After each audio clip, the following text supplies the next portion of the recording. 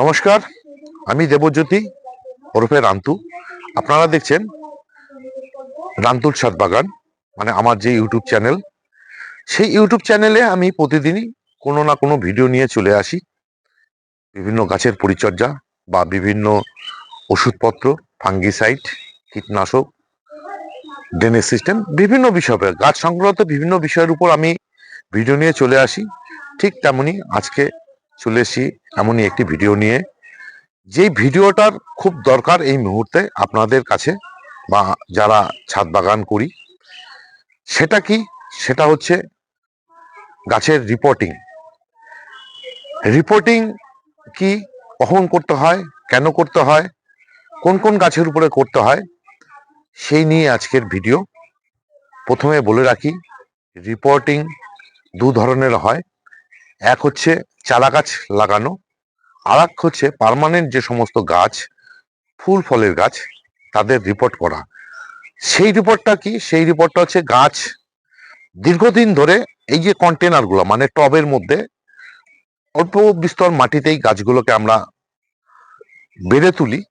এই তুলতে তুলতে কি হয়, গাছের মাটির মধ্যে যে পুষ্টিগুণ থাকে সেগুলো কিন্তু সব শেষ হয়ে যায়, এবং গাছের যে শিকড়, সেই শিকড়গুলো কিন্তু সব রুট বাউন্ড হয়ে ড্রেনেজ সিস্টেম, যে টবের যে ড্রেনেজ সিস্টেম থাকে, সেই ড্রেনেজ সিস্টেমের ফুটোকে পর্যন্ত বন্ধ করে দেয়। তাই হচ্ছে গাছকে সুস্থ সবল এবং প্রচুর ফুল ফল আনতে এবং গাছের এই যে বার বৃদ্ধি করতে আমাদেরকে কিন্তু গাছকে রিপোর্ট করতে হয়। মানে যে পটে থাকে তার থেকে 2 ইঞ্চি অন্তত বেশি পটে আমাদেরকে গাছকে দিতে হয়। এই হচ্ছে দু ধরনের রিপোর্ট। এক হচ্ছে ছোট চারার রিপোর্ট, তার মধ্যে কোনো সমস্যা নেই। আর একটা হচ্ছে যেটা পার্মানেন্ট গাছের কথা বললাম, সেই রিপোর্ট কখন করতে হয়? সেই রিপোর্ট করতে হয় দুটো সময়, এক বর্ষার আগে, আর এক হচ্ছে বর্ষার পরে। বর্ষার আগে কোন গাছগুলোকে করতে হয় এবং বর্ষার পরে কোন গাছগুলোকে করতে হয়, এবং আমার ছাদ বাগানে যে সমস্ত গাছ আছে সেই গাছের এই যে ফেব্রুয়ারি মাসে যে সমস্ত গাছগুলোকে রিপোর্ট করব, তার কিছুদিন পরে যে গাছগুলোকে রিপোর্ট করব, সেই নিয়ে আজকে আলোচনা। এবং সেপ্টেম্বর মাসে যে সমস্ত গাছগুলোকে করব, সেই গাছকে নিয়েও আজকে আমি আমার এই ভিডিওতে আপনাদের সামনে তুলে ধরব। এবার শুরুতেই আসি, এই রিপোর্ট করতে গেলে আমাদের কি কি দরকার? আমাদের দরকার হচ্ছে একটা ভালো মাটি তৈরি করে রাখা। সেই ভালো মাটিটি কি? আমরা দোআঁশ মাটি নিয়ে নেব 40%, 10% নিয়ে নেব হচ্ছে বালি, বিল্ডিং তৈরির যে বালি, তাহলে মাটিটি কি হয়ে গেল, বেলে দোআঁশ মাটি হয়ে যাবে। 30% নিব কম্পোস্ট, যে কোনো কম্পোস্ট, ভার্মি কম্পোস্ট হলে ভার্মি কম্পোস্ট, পাতা পচা সার হলে পাতা পচা সার, গোবর সার হলে 1 বছরে সেটা পুরনো অবশ্যই হতে হবে, সেটা নিব হচ্ছে 30 ভাগ। আর 10 ভাগ নিব হচ্ছে কোকোপিট, আর 10 ভাগ নেব হচ্ছে জৈব সার। মানে আমরা এই যে মাটিটি যে তৈরি করব, যে মাটিতে গাছকে রিপোর্ট করব, সেই মাটির যে খাবারটি দিতে হবে, যেহেতু রিপোর্ট করব গাছে, এবং যেহেতু গাছের মাটিতে পুষ্টি সমস্ত শেষ হয়ে গেছে, সুতরাং আমাদেরকে জৈব খাবার দিয়ে রিপোর্ট করতেই হবে। তবে এক্ষেত্রে কিন্তু রাসায়নিক খাবার কিন্তু ব্যবহার করা যাবে না। তার কারণ হচ্ছে, আমরা এই যে রিপোর্টটি যে করব, শুধু কি আমরা গাছের টব থেকে, ওই পুরাতন টব থেকে বের করে নতুন টবে দেবো তা না। আমরা কি করব, গাছের যে শিকড়, যে রুটটা বাউন্ড হয়ে আছে, সেই রুট বাউন্ডের 50%, অন্তত 50 ভাগ আমরা কেটে ফেলে দেব। ফেলে দিয়ে তারপর কিন্তু আমরা সেই গাছকে বসাবো। যেহেতু শিকড় কাটবো, তাহলে কি হবে, গাছের উপর একটা ট্রেস যাবে। সেই ট্রেসে যদি আমরা রাসায়নিক খাবার দিয়ে দিই, তাহলে কিন্তু সেই শিকড় সেই খাবার গ্রহণ করতে পারবে না, এবং শিকড় কিন্তু পচতে শুরু করবে। যার জন্য রিপোর্টিং এর সময়, মানে রুট যদি পুন করা হয়, তাহলে কিন্তু রাসায়নিক খাবার দিয়ে গাছকে বসানো যাবে না। সে সময় দিতে হবে সম্পূর্ণরূপে একটা জৈব খাবার। এটা গেল হচ্ছে মাটি মানে মিডিয়া। 2 নম্বর হচ্ছে একটা নিতে হবে পট, মানে যে গাছটিকে রিপোর্ট করব যে পটে আছে তার থেকে 2 ইঞ্চি যেন বড় পট হয় সেরকম পট আমাদেরকে রেডি করে রাখতে হবে। এবং 3 নম্বর যেটা করব, আমরা এই ফেব্রুয়ারি মাসে যে সমস্ত গাছকে আমরা রিপোর্ট করব সে সমস্ত গাছকে কিন্তু আমরা গাছের যে ডাল প্রুনিং করেও কিন্তু আমরা দিতে পারবো। প্রুনিং বলতে কি, গাছ প্রুনিং বলতে গাছের ডাল আমরা কিন্তু ছেঁটে দেবো এই সময়, সেটা করতে পারবো। এবার আসি কোন কোন গাছকে করব কোন কোন গাছকে করব না সে বিষয়ের উপরে। যে সমস্ত গাছ রুট বাউন্ড পছন্দ করে, যেমন বোগেনভেলিয়া, এই যে আমি দাঁড়িয়ে আছি, মাধুরী লতা, কামিনী, কাঠচাপা, জবা, এরা কিন্তু খুব একটা মানে বছর বছর এদেরকে রিপোর্ট করতে হয় না, কারণ এরা রুট বাউন্ডটা খুব পছন্দ করে। কিন্তু জবার ক্ষেত্রে কি করতে হয়, জবার ক্ষেত্রে প্রতি বছর যেহেতু টপ চেঞ্জ করা বা রিপোর্ট করার প্রয়োজন নেই, এই জবার ক্ষেত্রে একটু আলাদা। সেটা হচ্ছে মাটির টবের থেকে অন্তত 3-4 ইঞ্চি মাটি তুলে নিয়ে সেখানে জৈব খাবার দিয়ে তারপর নতুন মাটি দিয়ে গাছকে বসিয়ে দিতে হয়। বসিয়ে দেওয়ার 1 সপ্তাহ পরে, মানে রুট পুনিং করে নিয়ে কিন্তু 1 সপ্তাহ পরে বা 15 দিন পরে সেই গাছের ডালগুলোকে কেটে দিতে হয়, যেটাকে আমরা ডাল পুনিং যেটা বলি। তাহলে কি হয়, এরপরে গাছ কিছুদিন পর থেকেই নতুন নতুন ডাল বেরিয়ে আসে, মানে গাছের নতুন নতুন কুশি বেরিয়ে আসে। সে সময় আপনাদের একটা জিনিস করতে হবে, সেটা কি, সেটা হচ্ছে যখনই নতুন নতুন পাতা নতুন নতুন ডাল বেরিয়ে আসবে তখন কিন্তু আপনাদেরকে সেই পাতা বা ডালকে রক্ষা করতে কীটনাশক এবং ফাঙ্গিসাইড কিন্তু ব্যবহার অবশ্যই করতে হবে, এবং সেটা প্রতি সপ্তাহে। এটা গেল এক রকম। ঠিক ফলের গাছের কিন্তু বিষয়টা একদমই আলাদা। ফলের গাছের ক্ষেত্রে কি হয়, ফলের গাছের ক্ষেত্রে যদি 2 বছর অন্তর অন্তর গাছের রিপোর্ট করে দেওয়া যায় তাহলে কিন্তু সেই গাছের থেকে প্রচুর ফুল ফল পাওয়া যায়।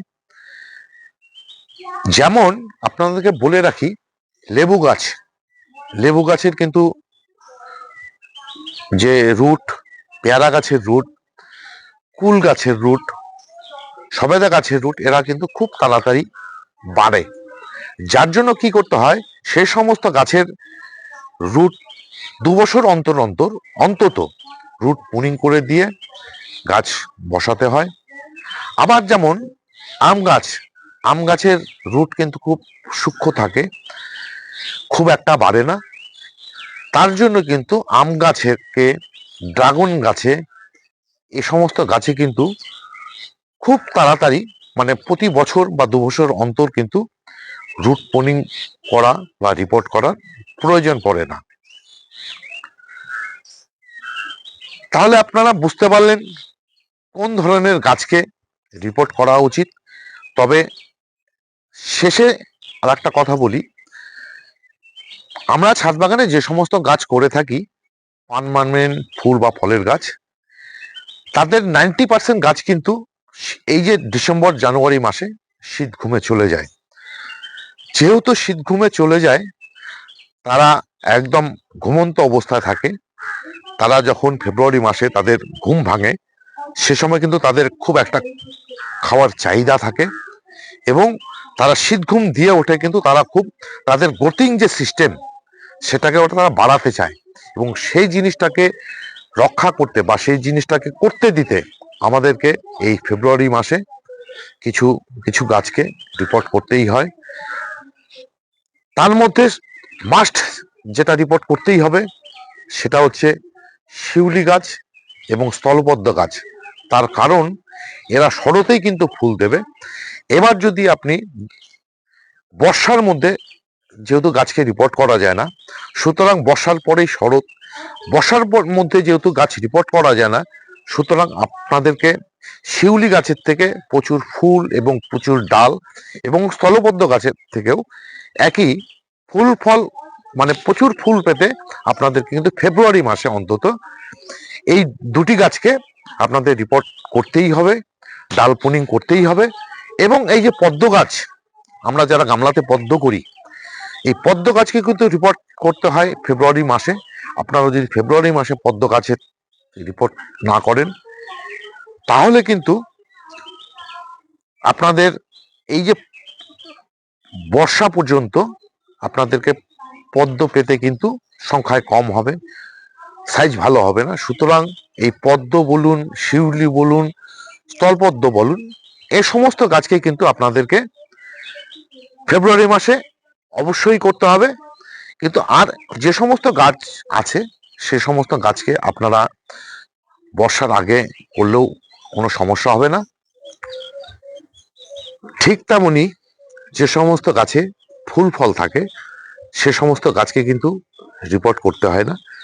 যদিও অ্যাডিনিয়াম গাছকে এই ফেব্রুয়ারি মাসে তার যে কটেজ থেকে পুরনো যে ছোট ছোট শিকড়গুলি কেটে ফেলে দিতে হয় এবং ডাল কেটে দিয়ে কিছুদিন গাছটাকে ঝুলিয়ে রেখে তারপর রিপোর্ট করতে হয়। যেহেতু দেখুন এই যে অ্যাডিনিয়াম গাছটাতে একটা ফল হয়েছে, এই ফল পরিপক্ক হতে কিন্তু বেশ কিছুদিন সময় লাগবে। তাই এই মুহূর্তে আমি ঠিক এই অ্যাডিনিয়াম গাছটাকে আমি কিন্তু এই যে শিকড় পুনিং বলুন, ডাল কাটিং বলুন, রিপোর্টিং বলুন, এটা কিন্তু আমি এই মুহূর্তে এই অ্যাডিনিয়াম গাছের ক্ষেত্রে করতে পারবো না। কিন্তু ফেব্রুয়ারি মাসে অ্যাডিনিয়াম গাছের রিপোর্ট, ডাল পুনিং একদম অতি আবশ্যক একটা জিনিস। মানে প্রচুর ফুল পেতে এই অ্যাডিনিয়াম গাছকে এ সময় রিপোর্ট করতেই হয়। ঠিক তেমনি গোলাপ গাছে যেহেতু শীতের মধ্যেই ফুল চলে আসে, তাই গোলাপ গাছের রিপোর্টিং বা ডাল কাটিং এর সময় কিন্তু অ্যাকচুয়ালি অক্টোবর মাস। কারণ বর্ষা শেষ হতে হতে মানে আমাদের এখানে বিশেষ করে সেপ্টেম্বর লেগে যায়।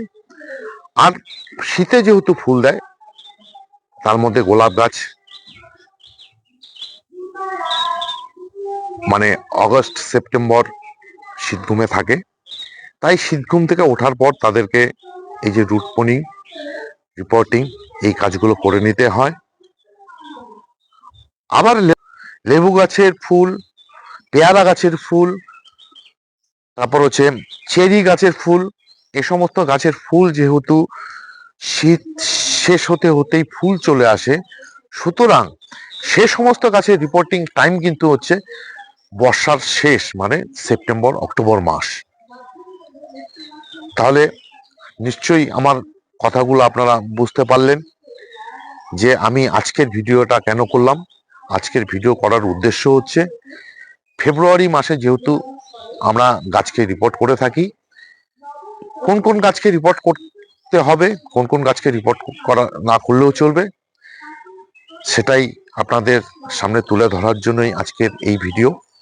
এই ভিডিও যদি আপনাদের ভালো লেগে থাকে তাহলে একটা লাইক দেবেন, কমেন্ট করবেন। সবাই ভালো থাকবেন, সুস্থ থাকবেন, সবুজের সাথে থাকবেন। আর যে সমস্ত বন্ধুরা আমার চ্যানেলটি এখনো সাবস্ক্রাইব করেননি, আপনাদের কাছে অনুরোধ করব এ ধরনের নিত্য নতুন ভিডিও পেতে চাইলে আমার চ্যানেলটি সাবস্ক্রাইব করে রাখবেন। সবাইকে অশেষ অশেষ ধন্যবাদ জানিয়ে আজকের ভিডিও শেষ করছি। ধন্যবাদ।